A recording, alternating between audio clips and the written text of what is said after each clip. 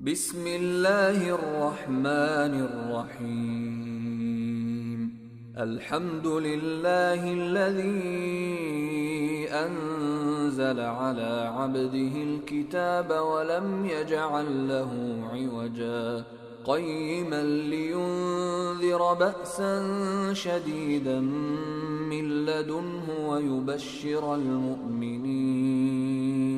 ويبشر المؤمنين الذين يعملون الصالحات أن لهم أجرا حسنا ماكثين فيه أبدا وينذر الذين قالوا اتخذ الله ولدا ما لهم به من علم ولا لآبائهم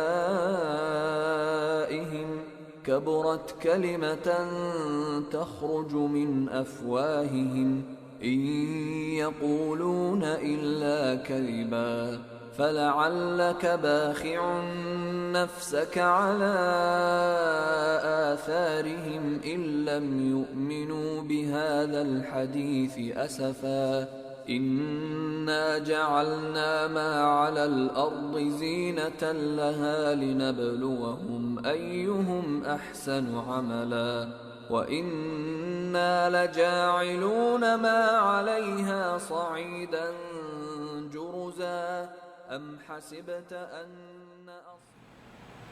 إن الحمد لله نحمده ونستعينه ونستغفره ونستهديه ونعوذ بالله من شرور أنفسنا ومن سيئات أعمالنا من يهده الله فلا مضل له ومن يضلل فلا هادي له وأشهد أن لا إله إلا الله وحده لا شريك له وأشهد أن محمدا عبده ورسوله صلى الله عليه وعلى آله وأصحابه أجمعين.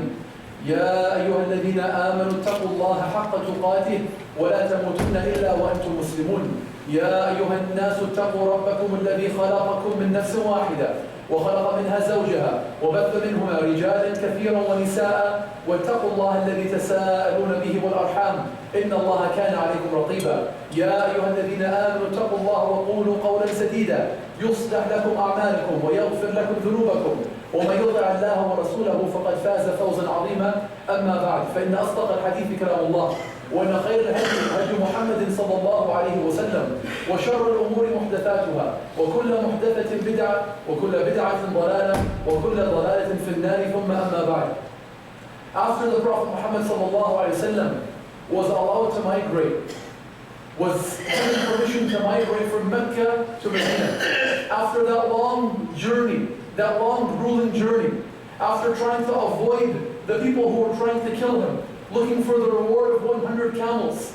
And the Prophet Muhammad ﷺ finally reached, not even at Medina, but the outskirts of Medina, in Quba. The first thing that the Prophet Muhammad ﷺ did was order the building of a masjid.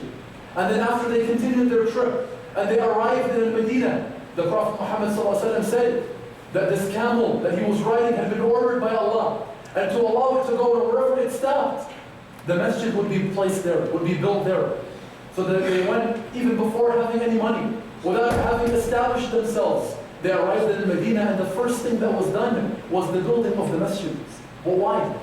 Why all of this emphasis? Why did Allah Azza wa Jal order that camel to stop in the center of Medina to build the masjid now known as Masjid al-Nabawi? Why, before even arriving to Medina, did the Prophet Muhammad ﷺ order that a masjid be built, Masjid Quba, on the outskirts of Medina? What is the coincidence? Why all of the emphasis? When we look at that time to the companions, to the Prophet Muhammad ﷺ, the masjid was the focal point of the ummah, the focal point of society. Anytime a situation happened, the Prophet Muhammad ﷺ would order Bilal to go and call the adhan. And Bilal would go call the adhan, and everyone would come rushing to the masjid to see what was going on. They would use the masjid as their community center. When one companion would want to borrow money from another companion, they would write down the debt by the minbar. They would make sure to write down the contract by the minbar. When one person wanted to get married, even now it's customary in our day and time, they would make sure the weddings were done in the masjid. The masjid served as their community center for all of their needs, for anything that they wanted to do. And one narration found in Sahih Bukhari that shows us the relevance and the importance of the masjid to those people then, what the masajid were like. And one narration, one of the companions named Thumama ibn Uthal, He was one of the enemies of Islam. He hated Islam. He hated the Prophet Muhammad ﷺ. And he used to be amongst the Romans. He used to say, anytime I would find a believer, I would kill him. I would try to plot against the Prophet Muhammad ﷺ any way that I could. One day he decided to go and try to make Umrah. So he tried to make Umrah. And as he was passing through Al-Medina, some of the Sahaba saw him and they knew him and recognized him. And they captured him. And they took him to the Prophet Muhammad ﷺ. And the Prophet Muhammad ﷺ tied him up. And they tied him to one of the pillars of the masjid. And every day the Prophet Muhammad ﷺ would come to him and would say, Ya Thumama, ماذا عندك? Oh Thumama, what's your situation? What do you have? What's going on? And Thumama would tell him, تقتل ذا دم. If you kill me, you're killing someone very honorable. You're killing someone very honorable. وإن تنعم على شاكر. And if you're gracious to me, you're being gracious to someone who will be very thankful. وإن تريد المال فسل تعطى منه ما شئت. And if you want any wealth, just ask me for the amount, and I'll give you as much money as you want. So the Prophet Muhammad ﷺ would walk away and leave him there. Coming back the second day, the same question, Ya Thumama, ماذا عندك? Oh Thumama, what's your situation? What do you have? And the same answer. And then again the third day with the same answer, until the Prophet Muhammad ﷺ said, what? أطلقوا Thumama. Let Thumama go. So Thumama walked out of the masjid. And by the time he reached the courtyard, he stopped there and he looked back at the masjid and he went and made ghusl and he came back and he said, أشهد أن لا إله إلا الله وأشهد أن محمدا رسول الله. What happened? He told the Prophet Muhammad ﷺ, Ya Muhammad. He said, ما كان على الأرض وجه أبغض إلي من وجهك. There wasn't a face on the face of the earth that was more hated to me than your face. And there wasn't a religion on the face of the earth that was more hated to me than your religion. And now, your faith and this religion is more beloved to me than anything. And anything else that exists. What happened? In 3 days, what could have taken him from being a staunch enemy of Islam? A man who plotted to kill Muslims, to being a man who couldn't find a more beautiful religion or a more beautiful face than the face of the Prophet Muhammad ﷺ. The answer is, he was able to experience what went on in the masjid. He was able to see what went on in the masajid, and that changed his life. A complete transformation. The Arabs back then, they were not focused on knowledge, on studying, on seeking knowledge. Education was oral education, memorizing of poetry only. But then when the Quran was revealed, when the first words of the Quran were Iqra, read. When Allah Azza wa Jal mentioned ilm, and one of its root forms over 800 times in the Quran, the Arabs changed. The Muslims changed. Thumama saw circles of knowledge in the masjid.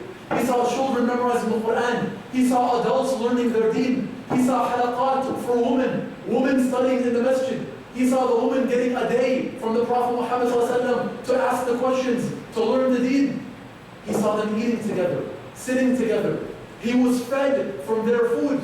He saw the Arab and the non-Arab, the black and the white being at one level, standing in rows together, following the leader, following the imam, praying in unison. He saw organization. He saw respect.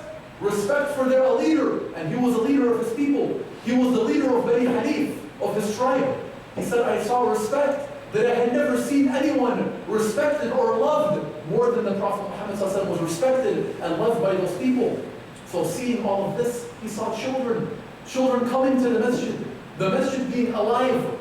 Seeing all of this changed his life. So when the Prophet Muhammad ﷺ told him, you can go now, as soon as he left that, as the Prophet Muhammad ﷺ described the hearts of the true believer, رَجُلٌ قَلْبُهُ مُعَلَّقٌ بِالْمَسْجِدِ. Somebody who will be shaded on the Day of Judgment will be what? Somebody whose heart is attached to the masjid. As soon as he left the masjid, Thumama, his heart was already attached. That attachment was already there, and he could do nothing but turn around to come straight back and to accept Islam. This was the masjid at the time. This was what was going on in the masjid. If someone would see it, they would accept Islam. They would change their life just from seeing the events that were going on in the masjid.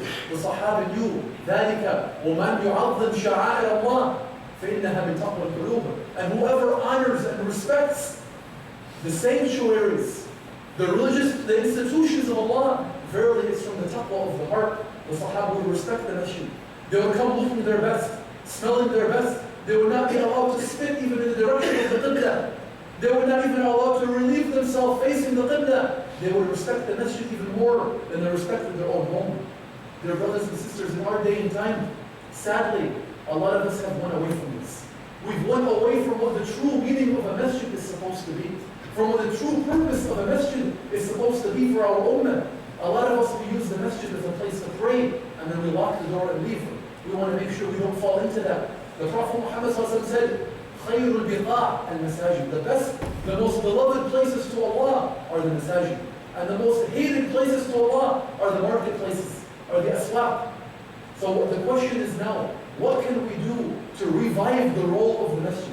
What can we do to bring that masjid back the way it was for the Sahaba, the way it was for those children, the way it was for those women at the time of the Prophet Muhammad?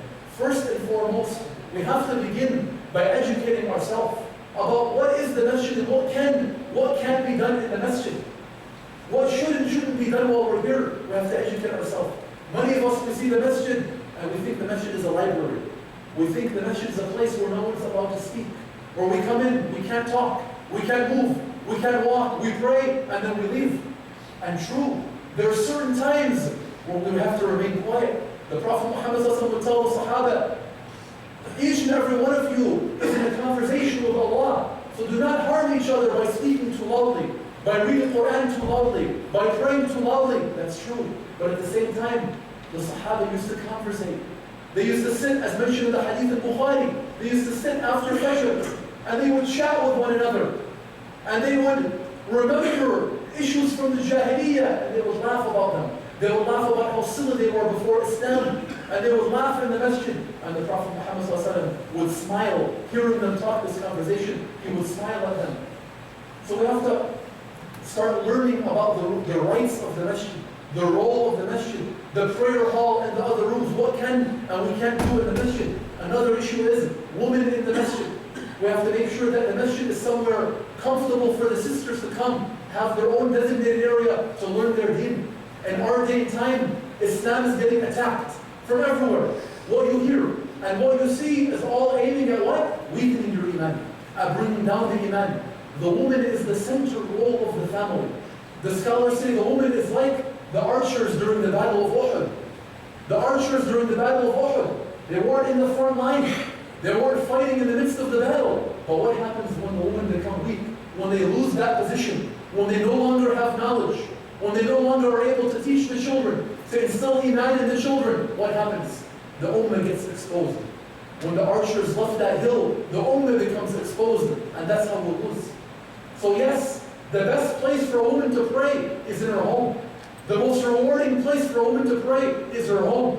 And yes, if the sisters are going to come to the masjid, they have to come respecting the house of Allah, dressed properly, wearing the correct hijab, keeping their voices down, not wearing perfume, not wearing tempting clothing, not wearing of the high heels. But at the same time, we have to make sure there's education provided for the sisters. We have to make sure that there's a place where they can reboost their iman weekly. They can hear the khutbah. The Prophet Muhammad said, لا تمنعوا إماء الله المساجد, مساجد Allah. Do not prohibit the woman from coming to the masajid of Allah. Also the children. And this is sometimes a very fragile issue. But the children, we don't want the children to grow up, especially here in America, seeing the masajid as something they dislike, or somewhere where they're pushed aside, told to always be quiet, always screamed at, always hit. In the end of the day, the children will be children. The children will sometimes be loud. They will sometimes play. They will sometimes act up. But did they do that at the time of the Prophet Muhammad or not? The Prophet Muhammad, while leading the prayer, while being the imam of the masjid, one day he stayed in sujood so long, he stayed in prostration so long, that one of the Sahaba couldn't wait anymore. He lifted up his head from sujood to see what was going on. And what did he find? He found that Hassan climbing over the back of the Prophet Muhammad. So after the salah, the Sahaba asked the Prophet Muhammad, why did you remain in sujood that long? And he said that Hassan was playing on my back and I didn't want to rush him. I didn't want to rush him from playing on my back while he was the imam. He himself used to bring Umama, his granddaughter, as a baby while leading the prayer and put her down on the ground. And when she would begin crying, he would lift her up and hold her in the prayer. When women would have children crying in the masjid, he would hear their crying and do what? He would would speed up the prayer. And he would say, I didn't want them to be distracted with the crying of the baby. He would speed up their prayer. Were they ever told, do not bring the children to the masjid? Were the children, do we have any narrations of the children being hit and screamed at and pushed aside in the masajid? We don't want to wait until it's too late. Until we go to the imam, to the shaykh, oh so-and-so, my son doesn't want to come to the masjid. My son doesn't pray anymore. Do something about it. Now it's too late. If the children don't grow up loving the masajid, feeling like this is their second home, enjoying being here, feeling like this is their second family, it will be too late. When the point comes where they refuse and they tell you, I'm not coming, we can't do anything at that point. We have to start at an early age. Also, another point is the non-Muslims.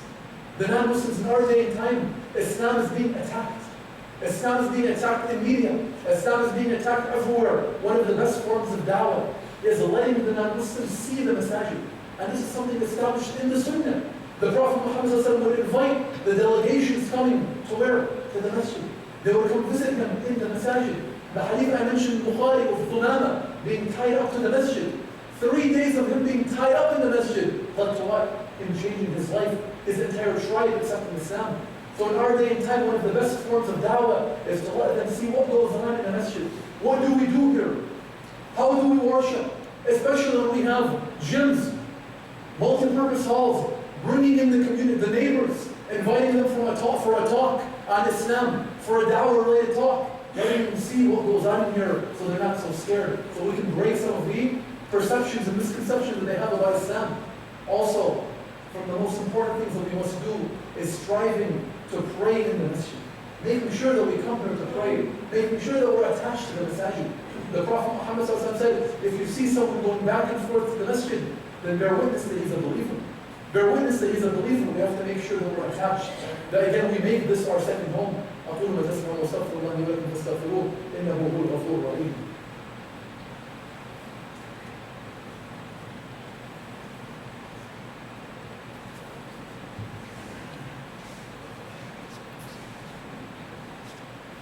الحمد لله رب العالمين والصلاة والسلام على أشرف الأنبياء والمرسلين نبينا محمد وعلى آله وأصحابه ومن استنى بسنته واهتدى بهديه إلى يوم الدين وبعد.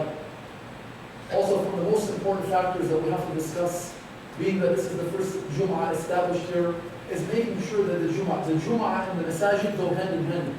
We want to make sure that we understand the importance of Salat al-Jum'ah, that we strive to be here on time, that we give Jum'ah its due right, that we come early, that we come looking our best, smelling our best, that we bring our family to the masjid for Jum'ah. Jum'ah in our day and time, we live in a non-Muslim land. We're not being taught Islam. We're not seeing, some of us don't see Muslims for 1 day, 1 week sometimes. We won't even see another Muslim. The Sahaba, their situation was different. If they would not see a believer for Fajr prayer, they would go looking for him. They would go see what's wrong with him, why he wasn't at Fajr prayer. In our day and time, the Jum'ah is our lifeline. It's what we have to hold on to. It's what we can increase our iman with. Week after week, we have to strive to give Jum'ah its due right. Allah Azza wa Jalla says, when Jum'ah is called, when the adhan of Jum'ah is called, rush to come to the remembrance of Allah. We have to try to come early. The Prophet Muhammad said, on Jum'ah, there will be malaika on every door of the masjid, writing down the names of everyone who enters. And when the Imam arrives, they close the books. And they enter to hear the remembrance. They enter to hear the khutbah. So we have to strive to come early, to bring our families with us, and to make sure that we don't miss Jum'ah. The Prophet Muhammad warned about our people. He said, either you will stop missing Jum'ah, or Allah Azza wa Jalla will seal your hearts. And he said, whoever misses 3 Jum'ahs in a row, Allah Azza wa Jalla will make his heart the heart of a munafiq. Will make his heart the heart of a munafiq. We ask Allah Azza wa Jalla to protect our hearts from that. I'll end while saying, Alhamdulillah, this is a great day here. The masjid was established after a lot of hard work, a lot of dedication. Another house from the houses of Allah has been established. Jum'ah bi'idhnillah will be established here until the end of time. The kids, our generation, the future generations will have a house of Allah to come to learn their deen, to study the Quran. It will be a pinnacle, it will be a cornerstone of studying the deen, of spreading the Quran and the Sunnah. Here in this masjid, this is a great day. This is a blessed day that we're here right now. We're able to gather here and to be delivering this khutbah here is an honor for me. We ask Allah Azza wa Jalla to bless us, to make this masjid one of the cornerstones of the Quran and the Sunnah, to make it one that keeps our generation, our children, our offspring on the straight path. To make it one where we can come and learn and feel as a family and sit together. We ask Allah Azza wa Jal to unify our hearts, to make us from the ones that don't have division, to make us from the ones guided to the straight path, all of us, and not from the ones that are divided. اللهم إنك عفو كريم تحب العفو فاعف عنا. اللهم إنك عفو كريم تحب العفو فاعف عنا. اللهم إنا نسألك يا الله بأنك الواحد الأحد الصمد الذي لم يلد ولم يولد ولم يكن له كفوا أحد أن تغفر لنا ذنوبنا وتكفر عنا سيئاتنا. اللهم اهدنا واهد بنا واجعلنا سببا من اهتدى. اللهم يا واصل منقطعين أوصلنا إليك. اللهم اهدنا واهد بنا واجعلنا سببا من اهتدى. سبحان ربك رب العزة عما يصفون وسلام على المرسلين والحمد لله رب العالمين.